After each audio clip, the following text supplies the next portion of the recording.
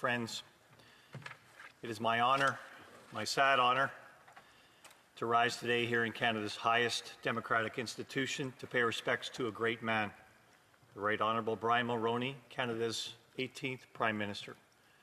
A great man has passed. Time waits for no one.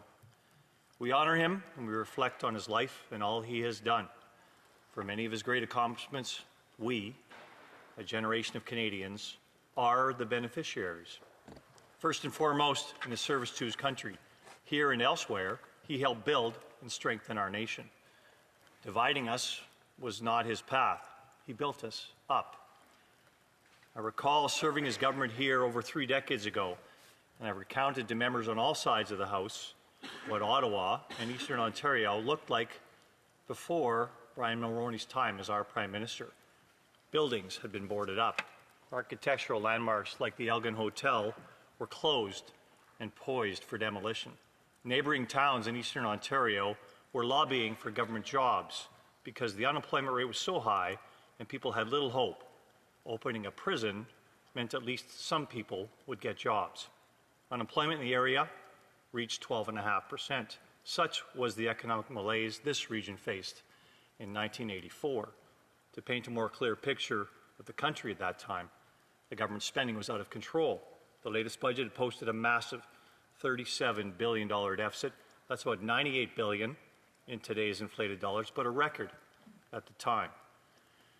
Inflation had only recently fallen from 12.5% with the introduction of wage and price controls imposed primarily on employees by the federal government.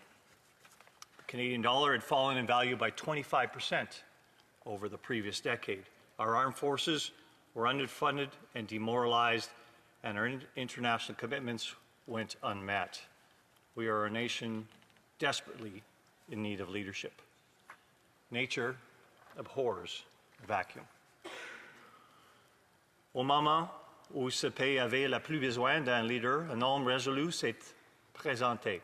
Martin Brian Mulroney, fils d'un électricien travaillant dur à Bécomo, au Québec, et avocat syndicaliste et chef d'entreprise bien connu à Montréal, avait pris la tête du Parti progressiste conservateur 1 an plus tôt.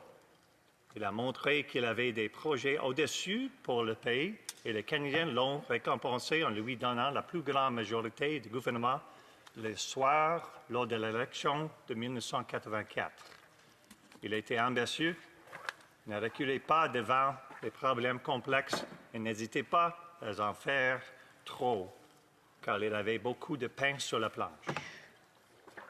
As one of the people that worked for him at the start of his time in government told me, we worked hard because he worked hard. And we felt that if we didn't succeed, the country was at stake. His leadership saw successes and it saw failures. And no one likes to fail, least of all those that possess ambition to do great things. Failures feel personal, but in the end, they were overwhelmed by the successes. And this is one of the marks of true leadership. Do not judge me by my successes. Judge me by how many times I fell down and got back up again. That's a quote from Nelson Mandela, a man whose life Brian Mulroney would change. I recall the 1988 election where he was campaigning on free trade. His opponent, the Right Honourable John Turner, had landed a blow during the English language debate, and polls suddenly shifted against our direction. Undaunted, Brian Mulroney took up the fight the next day and led the campaign across the nation. The fight of John Turner's life is to tear up this document. The fight of my life is to build a country. Canadians reward leadership. Let's celebrate the Right Honourable Brian Mulroney's life by acknowledging his successes, restarting Canada's economy, privatizing Crown corporations, rebuilding Canada's armed forces, building trade alliances that once made North America the largest trading bloc in the world, reforming a broken tax system, healing divisions in Canada's federation, Indigenous advancement with the forming of Nunavut as Canada's third territory, striking environmental treaties to address acid rain in North America and to end worldwide emissions associated with the world's thinning ozone layer, leading the world in confronting South Africa's apartheid system, resulting in the freedom of one of the world's great statesmen, Nelson Mandela, standing shoulder to shoulder with Canada's allies as the world changed, earning Canada's position on the international stage and joining our peers in organizations like the G7.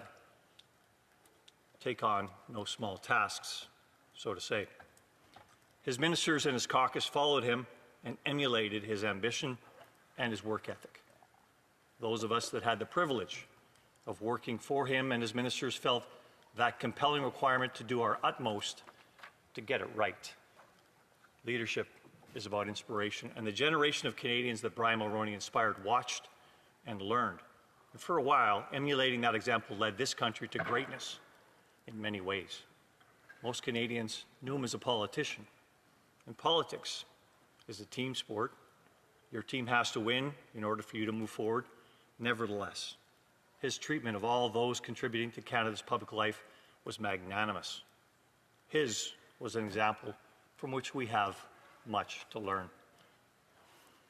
Regardez l'héritage des leaders politiques, économiques, sociaux dans le Canada des décennies qui ont suivi le leadership politique de Brian Mulroney. Tant de personnes avaient un lien avec lui et il considérait ses relations comme spéciales. Sa chaleur humaine était réputée. Je me souviens de son apparition aux funérailles de l'un des ministres que j'ai servi, l'honorable Jean Corbet, et des personnes qu'il avait amenées avec lui. Brian Mulroney a déclaré « Il mérite qu'on soit là, un chef d'une équipe spéciale par certain ». 2 years ago, I was talking with a friend, someone who has helped me in my political path, and we were comparing the qualities of leaders in Canada, and I referred to the qualities of the former Prime Minister, and my friend retorted, "Come on, that was Mulroney," as if it was an example that illustrates itself, kind of like drafting Wayne Gretzky in a hockey pool. He was a man that came a long way from his roots in a Quebec mill town to lead a country and lead us well, and to change the world in a very positive way. Today, we lament with his family and friends, but we are lucky to have had him in our midst, and now we wish him a safe final journey and eternal rest from a very grateful nation. Rest in peace, Martin Brian Mulroney.